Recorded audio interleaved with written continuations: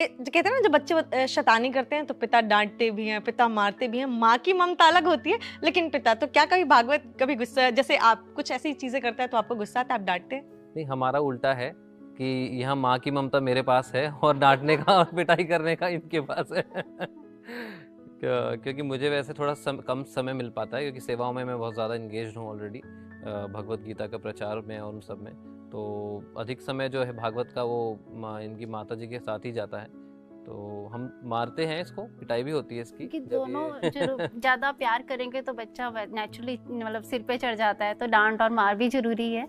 वो एग्जांपल है ना मटके को, हाँ, जैसे एग्जाम्पल आता है ना कि जैसे कुम्हार होता है, अगर उसको बहुत ही सुंदर मना मटका करते डिलीवर हैं। करना है अल्टीमेटली, तो वो उसको थापता भी है, मारता भी है, पीटता भी है और अंदर से सहलाता भी है। दोनों चीजें जरूरी हैं।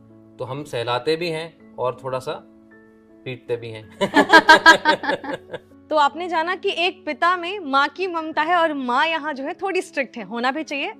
एक और चीज मैं आपसे जानना चाहूंगी आपके लिए, जैसे पिता के ऊपर बहुत सारी जिम्मेदारियां होती हैं। जब बच्चे होते हैं, आपके 2 बच्चे हैं, जब बच्चा छोटा होता है फिर उसको ये टेंशन हमेशा लगी रहती है कि इसको बड़े होकर बहुत अच्छी लाइफ देनी है, इसको किसी चीज़ की कमी ना आ जाए। आप क्या सोचते हैं इस बारे में कि क्या हर माता पिता को अपने बच्चे को सक्षम बनाना चाहिए, उनके लिए पूरी सेविंग्स करनी चाहिए, उनके लिए पूरा प्लान फ्यूचर उनके लिए तैयार करके रखना चाहिए? भगवान के जो भक्त होते हैं ना, वो हर चीज के लिए भगवान पर निर्भर रहते हैं। निर्भर का मतलब है कि इतना फ्यूचर का नहीं सोचते हम लोग। ये सोचते हैं कि चलो ठीक है, जो करना है एफर्ट हम करते हैं पूरा। जैसे हमें मालूम है कि भाई इसका ध्यान भी रखना है फ्यूचर में, इसका ये कैसे बड़ा होगा, क्या चीज़ें जो ज़रूरत की चीज़ें होती है, नीड्स की चीज़ें होती है, उन सब का ध्यान रखना, वो सब हम आश्रम पे डिपेंडेंट हैं। तो कम्प्लीटली आश्रम ही उसका टेक केयर करता है। आश्रम पे डिपेंडेंट होने का मतलब है भगवान पे डिपेंडेंट है। मतलब मैंने क्यों कहा भगवान पे निर्भर हैं, क्योंकि हम आश्रम पे निर्भर हैं और आश्रम जो है वो भगवान के अनुसार ही चलता है। क्योंकि आश्रम में होता क्या है, भक्ति तो होती है आश्रम में। तो हम गृहस्थ आश्रम में हैं। जैसे ब्रह्मचारी आश्रम होता है तो उसमें ब्रह्मचारी भगवान पे डिपेंडेंट है, गृहस्थ आश्रम में भी आश्रम है तो हम लोग भी भगवान पे डिपेंडेंट हैं। तो इसलिए हम इतनी चिंता नहीं करते इस चीज़ की कि क्या होगा, क्योंकि अल्टीमेटली जो किस्मत में लिखा होना है वो तो होगा ही होगा। जितना मिलना है उतना मिलेगा ही मिलेगा, जितना आना है उतना आएगा ही आएगा। आज अगर मैं बाहर जॉब कर रहा होता तो भी मुझे उतना ही मिलता, और आज मैं यहाँ पर सेवा कर रहा हूँ तो भी जो मेरी किस्मत में जॉब से आना था वो ऑटोमेटिकली यहाँ पे आ जाएगा, चाहे वो डोनेशन से आ जाएगा, पर वो आएगा। तो उसकी चिंता नहीं है कि वो कब आएगा, कैसे आएगा, क्यों आएगा। इसलिए अपनी भक्ति करते हैं, ऑटोमेटिकली जो आना होगा वो तो आएगा ही आएगा। यानी ये सब है। श्री कृष्ण के ऊपर है। हाँ, बाकी एफर्ट हम अपनी सेवा में पूरी तरह से हम अपने आप को झोंक देते हैं भगवान के लिए। बाकी आशा उनसे नहीं है, कहने का मतलब उनसे आशा नहीं है कि भाई वो हमें दें, परंतु हम निर्भर उन्हीं के ऊपर हैं। समझ गए आप मेरी बात? जी हाँ, जी हाँ, ये है। मैं समझ गई।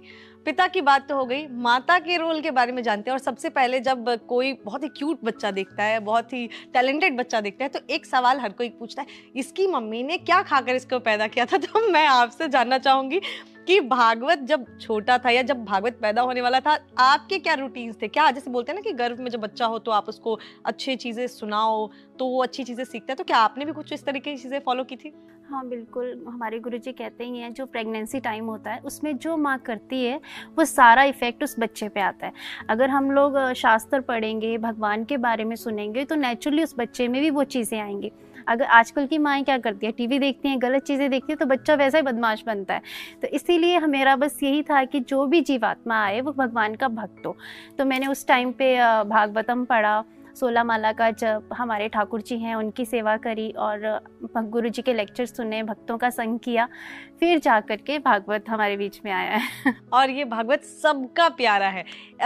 माँ के साथ और भी चीजें होती है, ममता इतनी होती है कि बच्चे जब गलती कर देना तो मारने से थोड़ा, जैसे, लेकिन अभी अकाम जी ने जैसा कहा कि आप पापा के रोल में हैं अभी, आप थोड़ा डांटती भी हैं, लेकिन क्या होता है कि माँ अलग ही तरीके से चीजें देखती है। आप कैसे भागवत को हर दिन जो है उसको सिखाती हैं, चीजें उसके उसके अलग अलग जगह आप लेकर भी जाती हैं, तो किस तरीके से उसका ध्यान रखती हैं?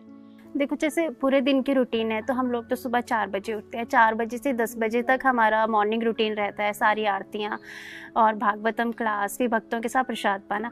उसके बाद भागवत 11 बजे घर आता है, गृहस्थाश्रम में आता है, फिर वो सो जाता है। फिर जब वो उठता है 2 बजे, तो उठ कर के प्रसाद लेकर के फिर हम लोग थोड़ा गुरुकुल टाइम होता है, जो बच्चे स्कूल में पढ़ाई करते हैं वो भागवत भी पढ़ता है, क्योंकि शास्त्र कहते हैं बच्चों को दोनों शिक्षाएं देनी चाहिए। तो बच्चा जो स्कूल में पढ़ता है वो भी पढ़ता है, प्लस उसमें ऐड हो गई स्पिरिचुअल नॉलेज, जिसमें ये भगवद गीता के श्लोक याद करना, कृष्णा कॉन्शियस पोएम्स याद करना।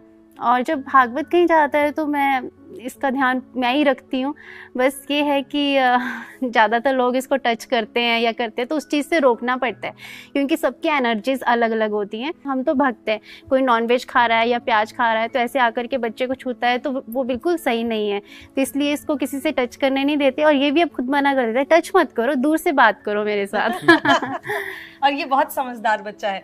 लेकिन एक चीज़ और मैं आपसे जानना चाहूँगी कि जैसे बहुत सारे बच्चे जो है, या आजकल भागवत को देखने के बाद ही मुझे लगता है ये पूरा एक ट्रेंड शुरू हो गया है कि बहुत सारे लोग अपने अपने बच्चों को, छोटे बच्चों को भागवत जैसा बनाना चाहते हैं।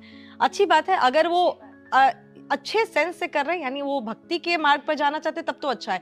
लेकिन अगर कोई सिर्फ फेम के लिए करना चाहता है, उनको क्या कहेंगे? आप दोनों से ये सवाल है मेरा। नहीं, एक्चुअली बच्चे को फेम के दौड़ में तो भगाना ही नहीं चाहिए। अगर हम भागवत की बात करें तो इंटेंशनली हमने ऐसा कुछ नहीं किया है, ऑटोमेटिकली मतलब ये अपने आप ही ये उजागर हुआ। मतलब हमारा विजन नहीं था ये कि हमारा जो बच्चा हो वो सुपरस्टार बने, हमने कभी भी नहीं सोचा था। हमने यही सोचा था वो भक्त बने। वो इसकी किस्मत थी कि वो इसको ऐसा प्लेटफॉर्म मिल गया कि ये इतना सोशल मीडिया पे वायरल हो गया है। और दूसरी चीज़ है कि बच्चे को ये सब चीज़ें पता नहीं होनी चाहिए कि आप सोशल मीडिया पे फेमस हो। भागवत को कुछ नहीं पता, फेसबुक, यूट्यूब, इंस्टाग्राम, इसको कुछ नहीं पता कि मैं कहाँ हूँ इस टाइम। इसको सिर्फ इतना ही पता है कि मैं एक भक्त हूँ। ये हम सब लोग हैंडल करते हैं पीछे से। और इसको अगर कोई बताता भी है ना कि मैंने आपको यूट्यूब पे देखा, तो इसको बस हम ये कह के बता देते हैं कि जो यूट्यूब है ना, वो एक ऐसी जगह है जहाँ पे हम भगवान की बातें करते हैं, तो लोग उससे सुन लेते हैं, तो लोगों को वो भक्ति वाला मैसेज मिल जाता है। तो इसको इतना ही पता है, इसको नहीं पता कि ऐसी चीज़ें हैं जिससे मैं फेमस हूँ। एक बार इसको एक बच्चे ने बोला कि ये खेल रहा था बच्चों के साथ, तो ये बच्चा तो बच्चा ही है, तो इसको ज़्यादा खेलना भी नहीं आया उनके साथ। तो कहता, अरे तू हमारे साथ लड़ क्यों रहा है, हाँ मैं तो तेरा फ़ैन हूँ। तो ये हमारे को आके पूछा कि वो कह रहा है कि मैं फ़ैन हूँ, आप मेरे फ़ैन हो। तो फ़ैन क्या होता है? तो इसके पापा ने बोला, मेरे फ़ैन क्यों बनना है, कृष्ण के फ़ैन बनो, ऐसे कह दो उनको। तो फिर इसने उन बच्चों को बोला, मेरे फ़ैन मत बनो, आप भगवान के फ़ैन बनो।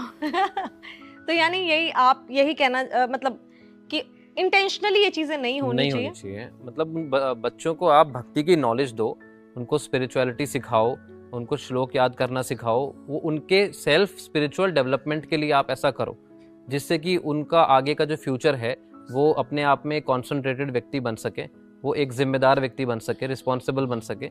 और वो अगर किसी को कुछ अच्छी बात बता भी सके तो एटलीस्ट उसके पास बताने के लिए कुछ तो हो।